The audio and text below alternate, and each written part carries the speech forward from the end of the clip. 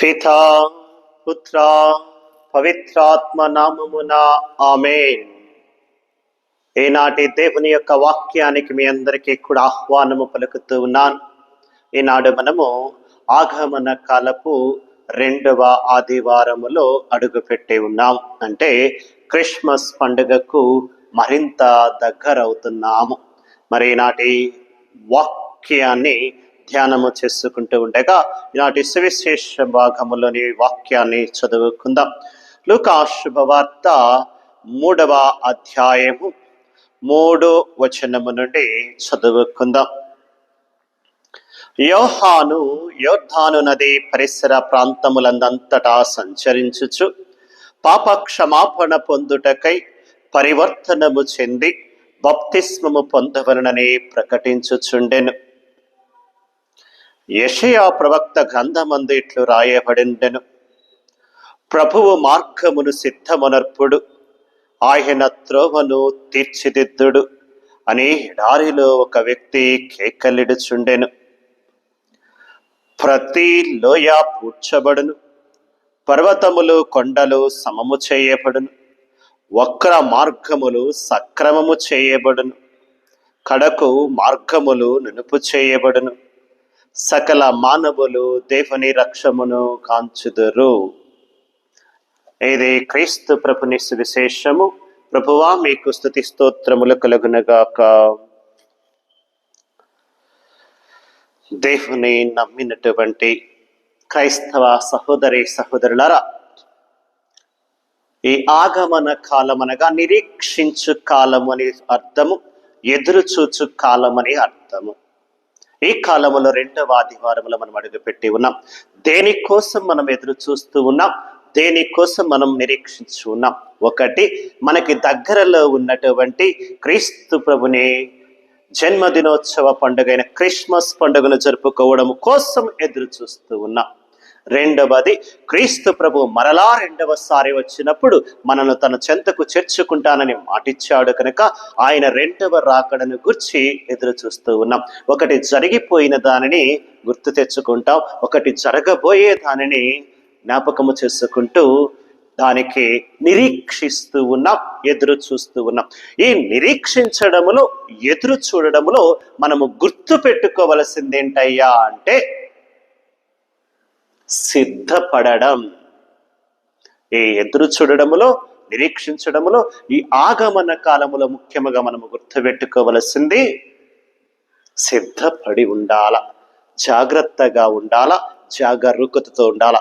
యేసు ప్రభు అనేక సార్లు మానవాళిని హెచ్చరించినటువంటి పదం ఏదైనా ఉంటది, జాగ్రత్త, జాగరూకతతో ఉండండి, సిద్ధపడి ఉండండి అంటున్నాడు.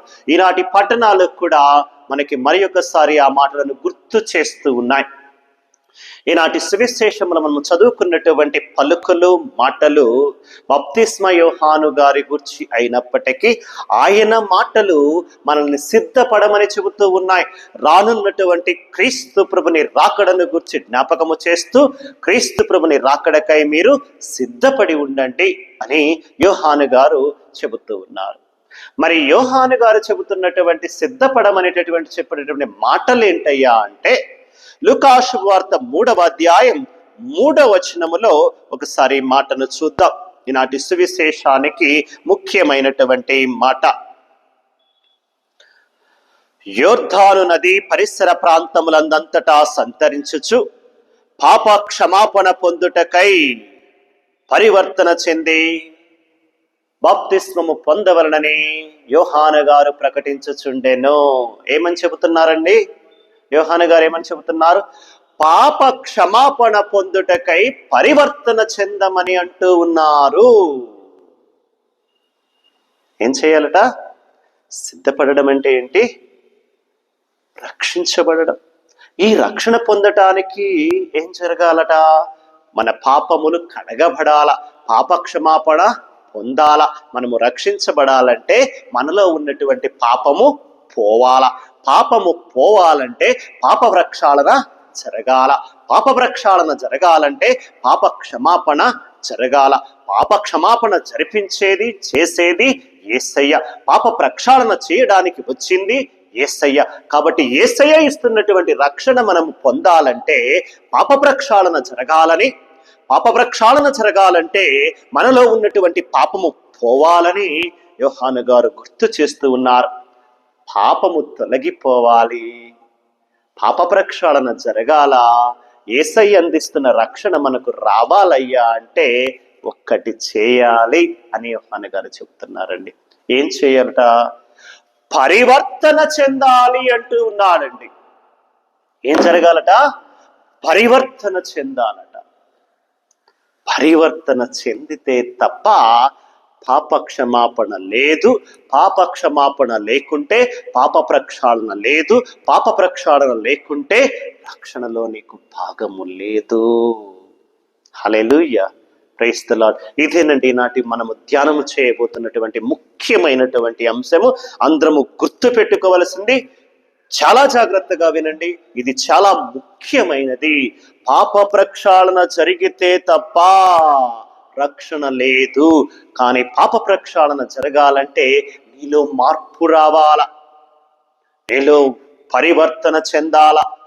హృదయ పరివర్తన చెంది జీవితములో మార్పు వచ్చి జీవితము పరివర్తన చెందితేనే తప్ప, నీ తప్పును ఒప్పుకొని మారు మనసు పొంది మంచి జీవితం ప్రారంభిస్తే తప్ప నీలో పరివర్తన లేకుంటే ప్రక్షాళన ఉండదు. ప్రక్షాళన లేకుంటే రక్షణ ఉండదు, నిత్య జీవితం ఉండదు. అంతేనండి. కానీ పరివర్తన చెందటం అంటే ఏంటయ్యా అంటే, మన జీవితము, మనము, మన కుటుంబాలు ఒకవేళ భగవంతునికి దూరముగా జీవిస్తూ ఉంటే మారి పరివర్తన చెంది భగవంతునికి దగ్గరగా రావడం. మన బ్రతుకులు ప్రభువుకి దూరముగా ఉంటే తిరిగి ప్రభువుకి దగ్గరగా రావడం. ఒకవేళ అన్యాయముతోనూ అక్రమతోనూ నీవు జీవితము కొనసాగిస్తూ ఉంటే అన్యాయాన్ని అక్రమాన్ని విడిచి మరలా నీతివంతమైనటువంటి న్యాయవంతమైనటువంటి జీవితం జీవించడం. పరివర్తన చెందాలండి. మనము వెళుతున్నటువంటి దారి సరి అయినది కాకపోతే ఆ దారిని మార్చుకొని రావడమే పరివర్తన చెందడం. ప్రభుకి దూరముగా ఉన్నవారు తిరిగి ప్రభుకి దగ్గరగా రావడమే పరివర్తన చెందడం. ఒక గొంగళి పురుగు అందరి చేత అసహ్యించుకోబడుతుంది. దాన్ని చూసి అందరం చీదరించుకుంటాం, దూరముగా నెట్టి వేస్తాం. కానీ అది మారి పరివర్తన చెంది ఒక సీతాకోక చిలుకలాగా మారినప్పుడు అందరూ ఇష్టపడతాం, అందరం దగ్గరికి తీసుకుంటాం, అందరి దగ్గరికి మనము వెళ్ళి పట్టుకోవటానికి ఆ సీతాకోక చిలుకని ప్రయత్నం చేస్తాం. పనికి రానటువంటి ఒక పురుగులాగా, చీడ పురుగులాగా అందరి చేత అసహించుకునబడినటువంటి ఆ యొక్క పురుగు ఒక మంచి అందమైన సీతాకోక చిలుకలాగా మారితే ఎలా ఉంటుందో మన బ్రతుకులలా మారాలండి. ప్రభువునికి పనికిరాని వాటిగా, ప్రభువునికి దూరముగా ఉన్నటువంటి మన బ్రతుకులు, మన జీవితాలు మారి ప్రభువు మెచ్చేటటువంటి జీవితాలుగా మారాల, ప్రభువుని సంతోష పెట్టేటటువంటి జీవితాలుగా మనం మారాల. అదే పరివర్తన చెందడం అంటే. మనం గుర్తు పెట్టుకోవలసింది, చాలా మంది బైబిల్ గ్రంథాన్ని ద్వేషిస్తూ ఉంటారు, అసహించుకుంటూ ఉంటారు, బైబిల్ గురించి చెడుగా మాట్లాడుతూ దూషిస్తూ ఉంటారు. కానీ ఒక్కటి చెబుతున్నా ప్రపంచానికి, ప్రపంచ మానవాళికి నేను చెబుతున్నది ఒక్కటే, ప్రపంచములో అత్యధికముగా జీవితాలను మార్చినటువంటి, పాపులను పుణ్యాత్ములుగా మార్చినటువంటి, హంతకులను సైతము మంచివారిగా మార్చినటువంటి, చెడ్డవారిని సైతము కూడా గొప్పవారిగా మంచివారిగా మార్చినటువంటి ఏదైనా వాక్యము, పుస్తకము ఉందంటే అది ఈ బైబిల్ గ్రంథము అని నేను గర్వముగా చెప్పగలను. ఈ బైబిల్ గ్రంథము అనేక మంది జీవితాలు మార్చింది. ఈ బైబిల్ గ్రంథము అనేక పాపులను పుణ్యాత్ములుగా, పునీతులుగా మార్చింది. ఈ బైబిల్ గ్రంథము అనేక మంది అన్యాయపు జీవితాలు జీవిస్తున్న వారిని గొప్పవారిగా తీర్చిదిద్దింది. అనేక మంది పేదలను, నీచముగా ఈ సమాజంలో చూడబడినటువంటి వారిని గొప్పగా లేవనెత్తిందండి ఈ బైబిల్ గ్రంథము. అనేక చెడు జీవితాలను మంచిగా మార్చింది. చీకటిలో ఉన్న వారిని వెలుగులోనికి నడిపించినటువంటి ఏకైక గ్రంథం ఏదైనా ఉంటే అది నా బైబిల్ గ్రంథం, నా యేసు ప్రభుని వాక్యము అని గర్వముగా చెప్పగలుగుతున్నాను. కాబట్టి ఈ బైబిల్ గ్రంథం ఈరోజు మనకు నేర్పిస్తున్నటువంటి మాట, బిడ్డ నీవు రక్షణ పొందాలంటే పాప ప్రక్షాళన జరగాలంటే పరివర్తన పొందాలా. మనము బైబిల్ గ్రంథంలో కూడా చూస్తూ ఉంటామండి, చాలా మంది జీవితాలు యేసు ప్రభుని ఒక్కసారి కలిసినంతనే మారిపోయాయి. యేసు ప్రభుని మాట ఒక్కసారి విన్నంటనే, యేసు ప్రభుతో ఒక్కసారి మాట్లాడినంతనే అనేక మంది జీవితాలు మారిపోయాయి. మచ్చుకు కొన్ని చూద్దాం. ఒకసారి సౌలు గారి జీవితము చూద్దామండి. సౌలు గారు ఏం చేస్తూ ఉన్నారు? యేసు ప్రభుని నమ్ముకున్న వారిని, యేసు ప్రభుని అనుసరిస్తున్నటువంటి వారందరినీ కూడా చంపేస్తూ ఉన్నాడు. అటువంటి సౌలు ఒక్కసారి యేసయ్య వెలుగును చూచినంతనే పునీత పౌలుగా మారిపోయాడండి. ఒకసారి వాక్యము చూస్తే మనకు అర్థమవుతుంది. అపోస్తుల కార్యము 9వ అధ్యాయం 1వ వచనంలో వాక్యం చూస్తే, ప్రభువు శిష్యులను చంపవలనని సౌలు వారిని బెదిరించుచు దౌర్జన్యము చేయుచుండెను. ప్రభువు మార్గమును అవలంబించుతున్న పురుషులు స్త్రీలు ఎవరు దొరికినను వారిని పట్టుకుని యెరూషలేమునకు చేర్చుటకై దమాస్కస్లో యూదుల ప్రార్థనా మందిరమునకు పరిచయ పత్రాలు ఇమ్మని వారిని అర్థించెను.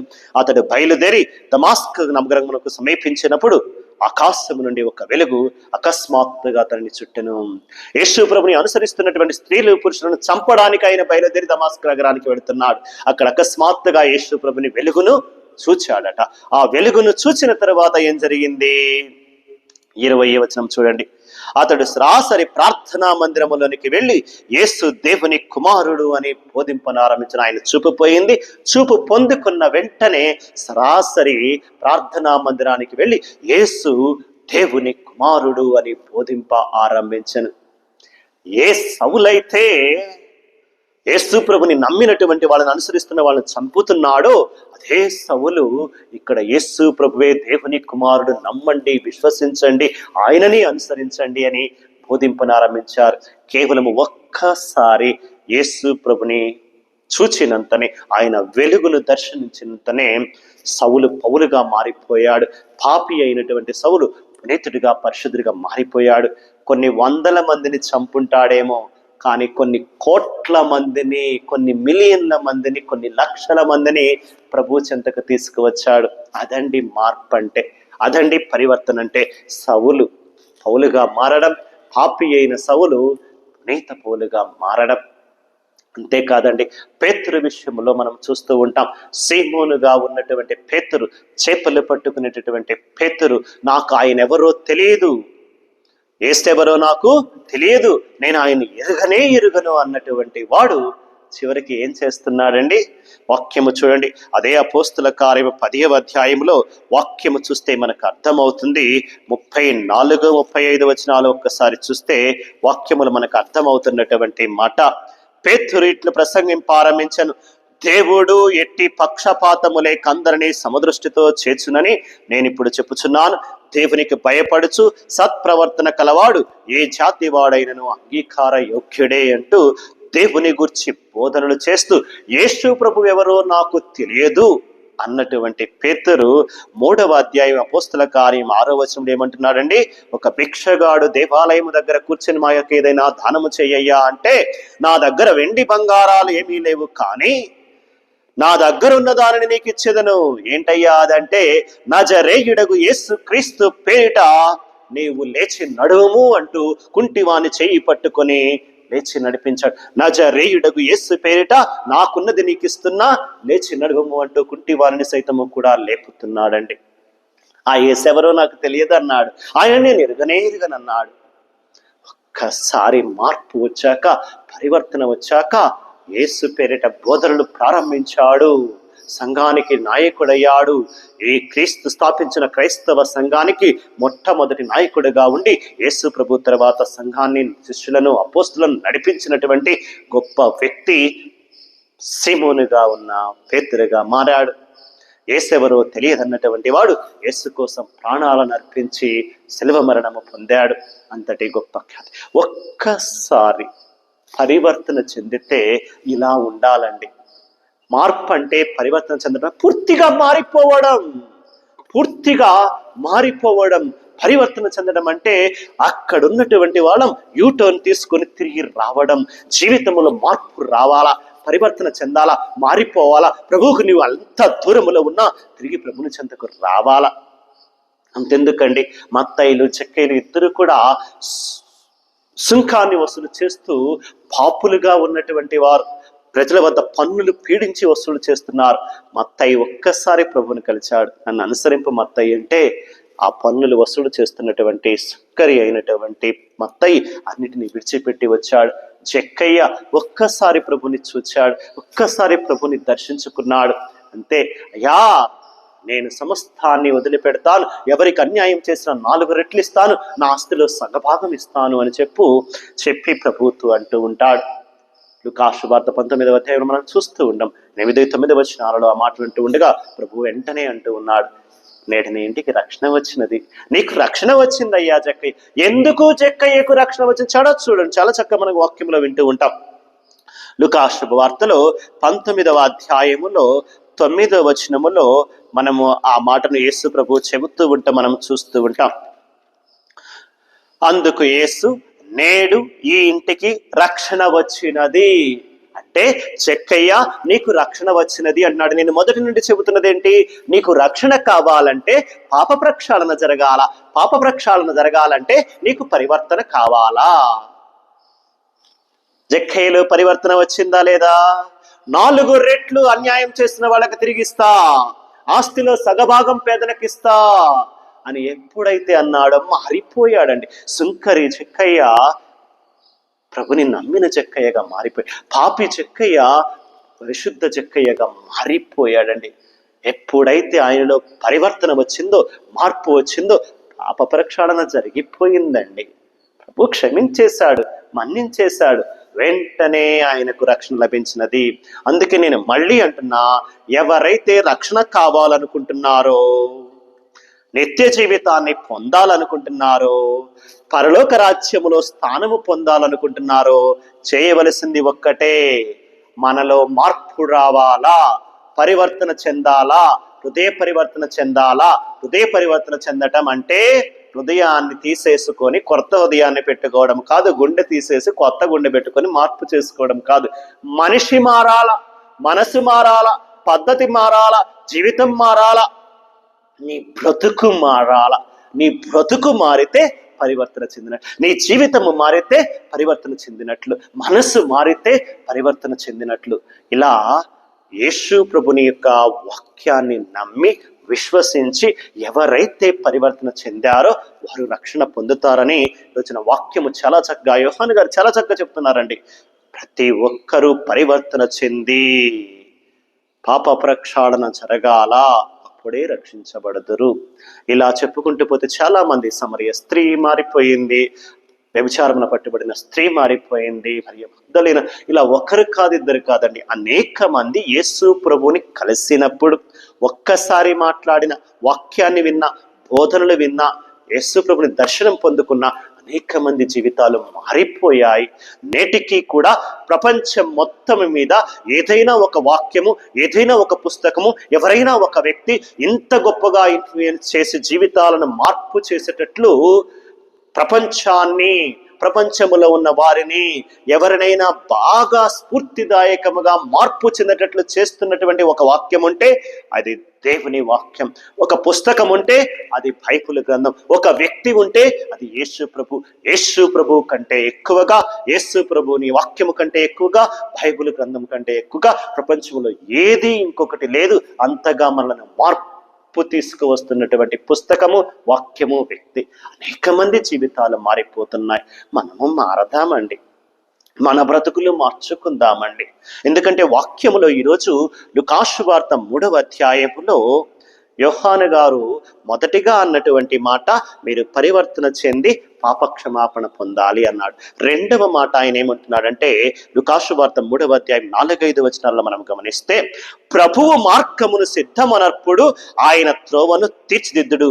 ప్రభు మార్గాన్ని సిద్ధం చేసి, ప్రభు వస్తున్నాడు, రాకడ సమయం దగ్గరికి వచ్చింది, లేదా క్రిస్మస్ పండుగ దగ్గర, మీరు సిద్ధపరచుకోండి. ఆయన త్రోవ, ఆయన రావడానికి ఆహ్వానించుకోవడానికి ఎలా సిద్ధపడాలట? వక్ర మార్గాలు సక్రమము చేయబడాలా, కరుకు మార్గాలు నునుపు చేయబడాలా, కొండలు లోయలు పర్వతాలు సమము చేయబడాలా. కొండలు లోయలు పర్వతాలు సమము చేయబడాలట, వక్ర మార్గాలు సరి చేయబడాలట. అప్పుడే మనలో నిజమైనటువంటి పరివర్తన వచ్చినట్టు. వక్ర మార్గాలు సరిచేయడం అంటే ఏంటి? లోయలు పూడ్చబడడం అంటే ఏంటి? నీలో ఏ పాపమైతే ఉందో ఆ పాపాన్ని పూడ్చివేయాలా. నీలో ఏ గర్వమైతే ఉందో ఆ గర్వాన్ని తీసివేయాలా. నీలో ఏ కోపము ద్వేష పగలైతే రగిలిపోతున్నావో ఆ కోపము పగ ద్వేషాలు తీసివేయాలా.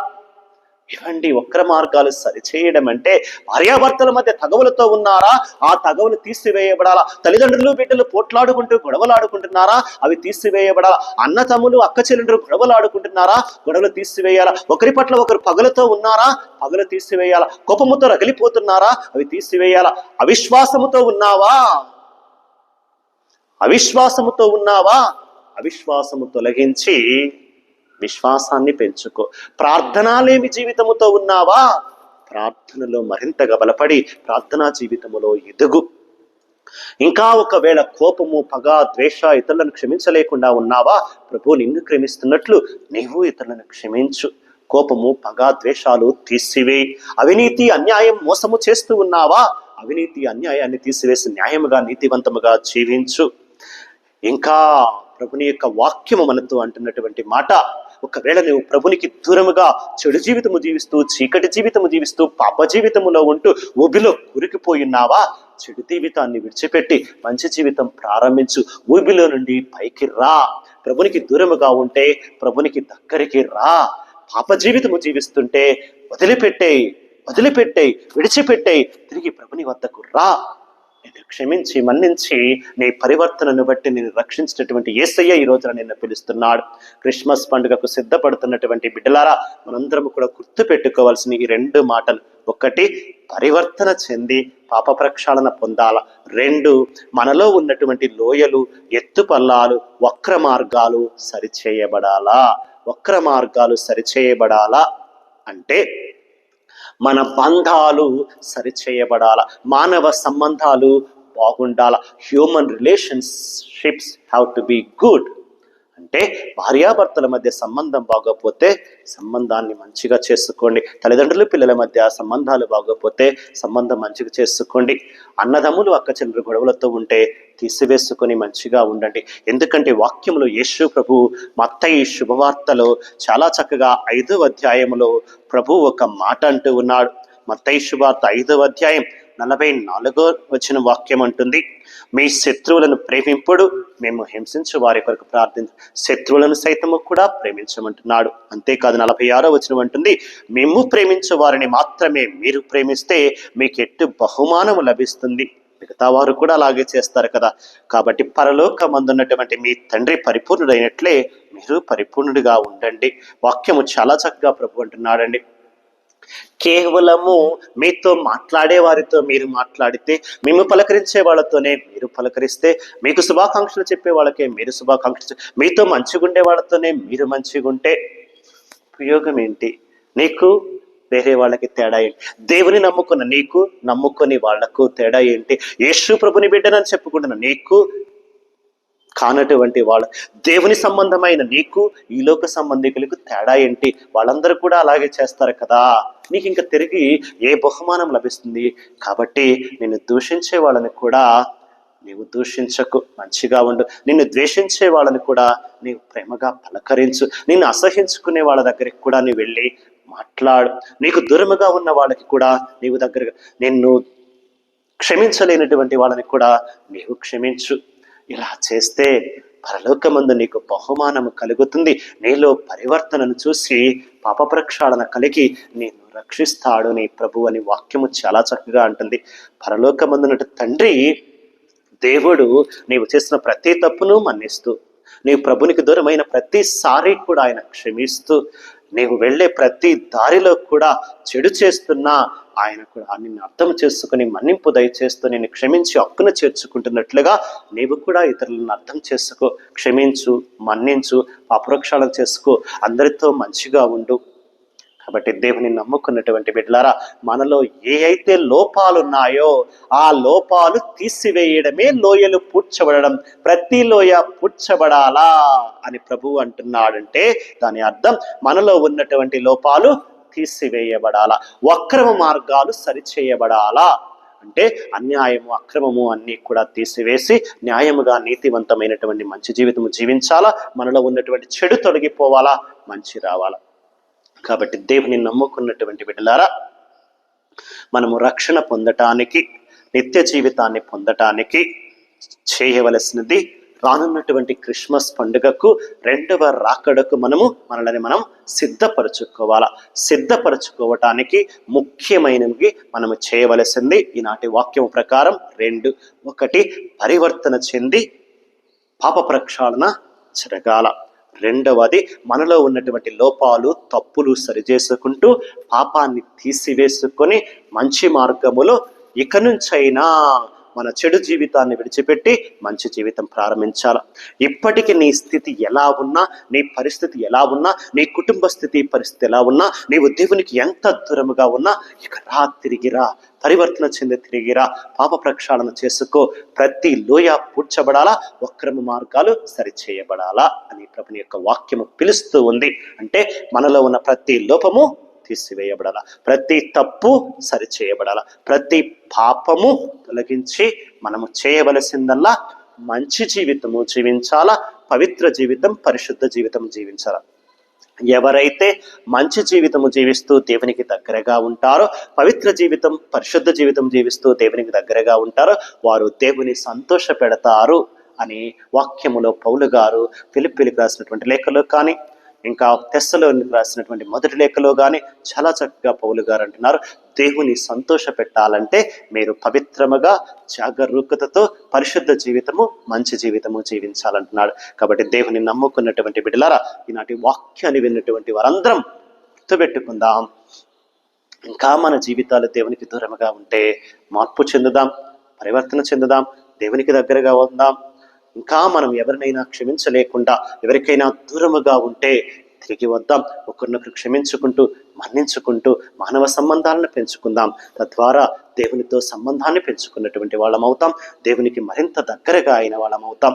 కాబట్టి క్రీస్తు ప్రభుని రాకడకు, క్రిస్మస్ పండుగకు సిద్ధపడుతున్నటువంటి మనము బాహ్యముగా సిద్ధపడడమే కాదు, ఏ బట్టలు వేసుకుందామా, ఏ పిండి వంటలు వండుకుందామా, ఇంటికి రంగులు వేసుకుందామా, అలంకరణ చేసుకుందామా, ఆ రోజు డ్యాన్సులు వేద్దామా, పాటలు ఏం పాడదాము, ఎలా చేద్దాము, అవన్నీ చేయటం ఒక ఎత్తు అయితే, లోపల అంతరంగాన్ని శుద్ధి చేసుకుని శుభ్రపరచుకుని సిద్ధపడడం రెండవ ఎత్తు. అసలైనది ఇది, దేవుడు కోరుకునేది ఇది.